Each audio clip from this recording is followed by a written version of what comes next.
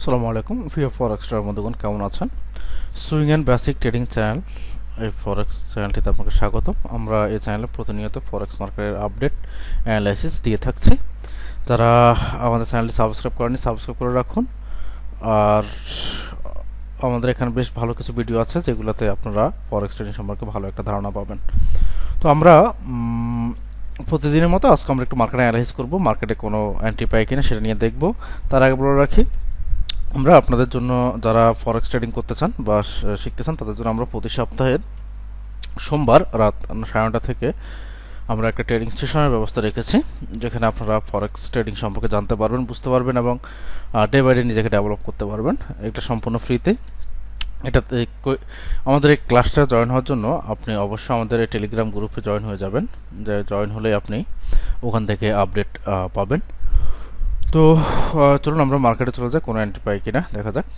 তো আমরা এই মুহূর্তে গোল্ড পেয়ারটিতে আছি। তো গোল্ড এখন মুহূর্তে ডাউন ট্রেন্ডে আছে, আমরা যেটা মার্কেট দেখতে পাচ্ছি। গোল্ড গত শুক্রবার থেকে, এই শুক্রবার আগে শুক্রবার থেকে গোল্ড হচ্ছে ডাউন ট্রেন্ডে আছে। সেটা হচ্ছে অর্থাৎ 17 তারিখ থেকে গোল্ড ডাউন ট্রেন্ডে আছে। আজকে হচ্ছে 27 তারিখ, প্রায় 10 দিন গোল্ড ডাউন ট্রেন্ডে থাকার পরে বর্তমানে মার্কেটের এই অবস্থা। এবং গত শুক্রবারে একটা নিউজ ছিল, যে সিপিআই নিউজ ছিল। সিপিআই নিউজটার কারণে মার্কেট এখান থেকে কিছুটা বাউন্স করেছে। অর্থাৎ নিউজটা পজিটিভ ছিল গোল্ডের পক্ষে এবং ইউজিটির পক্ষে নেগেটিভ ছিল, যার কারণে মার্কেটটা বাউন্স করেছে। বাউন্স করে এ পর্যন্ত এসেছে। তো আসার পরেও কিন্তু মার্কেট কিন্তু ডাউন ট্রেন্ডেই আছে। মার্কেট কিন্তু এখান থেকে ডাউন ট্রেন্ড কিন্তু এখান থেকে শুরু হয়েছে, তার মানে মার্কেট ডাউন ট্রেন্ডে আছে। তাহলে আমরা যদি লং ট্রেড করি, আমরা কীভাবে ট্রেড করবো এখন? যারা লং ট্রেড করেন তাদের জন্য এখান থেকেই সেল এন্ট্রি হয়ে গেছে, এখন আর এন্ট্রি নেই, শুধুমাত্র এখন প্রফিটটা নেবেন। আর যারা শর্ট টার্ম এন্ট্রি করছেন, শর্ট টার্ম এন্ট্রি করেন, আপনার হচ্ছে দীর্ঘদিন ট্রেড হোল্ড থাকেন না বা যারা রেগুলারই ট্রেড করেন, তাদের জন্য আমার সাজেশন থাকবে, আপনারা যখন ট্রেড করবেন যদি সেল পজিশনে ট্রেড পান, গোল্ডের সেল ট্রেডগুলো নিন। আর লং পজিশনের ট্রেডগুলো থেকে নেওয়া থেকে বিরত থাকুন, লং পজিশনের ট্রেডগুলো।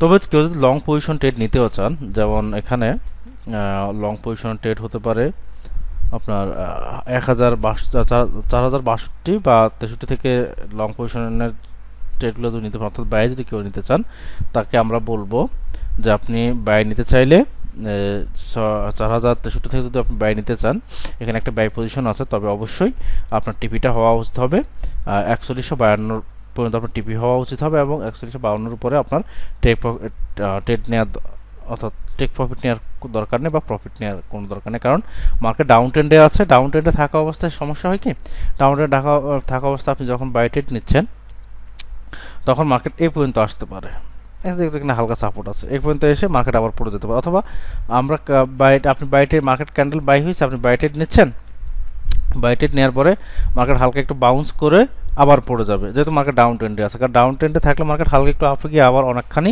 বেশি ডাউনে পড়ে যাবে। তো এই জন্য আমরা ডাউন ট্রেন্ড, যখন মার্কেট ডাউন ট্রেন্ডে থাকে তখন আমরা বাই নিতে না করি, সেলের উপর থাকতে বলি। আর কেউ যদি সেল ট্রেড নিতে চান তাহলে সে শর্ট টার্মে এই পর্যন্ত নিতে পারেন, বেশি লং করা যাবে না, যেহেতু মার্কেট ডাউন ট্রেন্ডে। আর মার্কেট আপ ট্রেন্ডে আসলে তখন আপ ট্রেন্ডের ট্রেডগুলো নেবেন, ডাউন অর্থাৎ সেল ট্রেডগুলো বাদ দিতে হবে গোল্ডের বা যে গোল্ড পেয়ারটাতে। তো গোল্ডে এখন আপনি যদি ট্রেড করতে চান, আমি আবারও বলছি, গোল্ডে আপনি সেল নেবেন, বাই নেওয়ার দরকার নেই। আর বাই যদি নেন তাহলে অবশ্যই টেক প্রফিটটা রাখবেন হচ্ছে 4147 পর্যন্ত, 4147 পর্যন্ত আপনি টেক প্রফিটটা রাখবেন।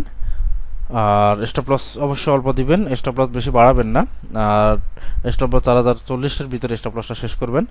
আর যদি আপনারা স্টপ লসটা এখানে বাই ট্রেড নেওয়ার পর যদি আপনি স্টপ লস বাড়ান, তাহলে স্টপ লস আপনি এখানে দিলেন, এরপর দিলেন কি না মার্কেট একটু নামছে, আপনি স্টপ লসটা এবার বাড়াচ্ছেন ধীরে ধীরে, এই কাজটা করবেন না। কারণ মার্কেট ডাউন ট্রেন্ডে আছে, আপনি স্টপ লস বাড়িয়ে কুল পাবেন না, ঠিক আছে?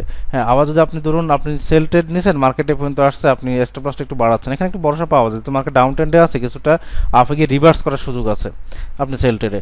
আর আপনি বাই ট্রেডে স্টপ লসটা বাড়ান, তাহলে সেক্ষেত্রে আপনার রিভার্সের সুযোগ নেই। কারণ মার্কেট যখন ট্রেন্ডের দিকে মুভ করে তখন মার্কেট সাপোর্ট, রেজিস্ট্যান্স, কারেকশন কিছুই মানে না, ঠিক আছে? তো এই জন্য আমরা সতর্ক থাকবো। আমাদের প্রথম ট্রেন্ড আইডেন্টিফাই করতে হবে, ট্রেন্ড আইডেন্টিফাই করে আমরা ট্রেন্ডের পক্ষে ট্রেড নেব, ট্রেন্ডের বিপক্ষে ট্রেড নেব না, তাহলে দেখা গেল ম্যাক্সিমাম ট্রেডই আমরা প্রফিট করতে পারবো। ঠিক আছে, তাহলে আজকের অ্যানালাইসিসের সারাংশ হচ্ছে গোল্ড এখনও ডাউন ট্রেন্ডে আছে, ডাউন ট্রেন্ড থাকা অবস্থায় শর্ট টার্ম কিছু কারেকশন করছে, তবে আমরা সেল ট্রেডগুলো পেলে অবশ্যই নেব, বাই ট্রেডগুলো পেলে নেওয়ার দরকার নেই, ইগনোর করতে হবে, তবে নিলেও 4147 পর্যন্ত টার্গেট থাকবে। তো এটা হচ্ছে আমাদের আজকের অ্যানালাইসিস।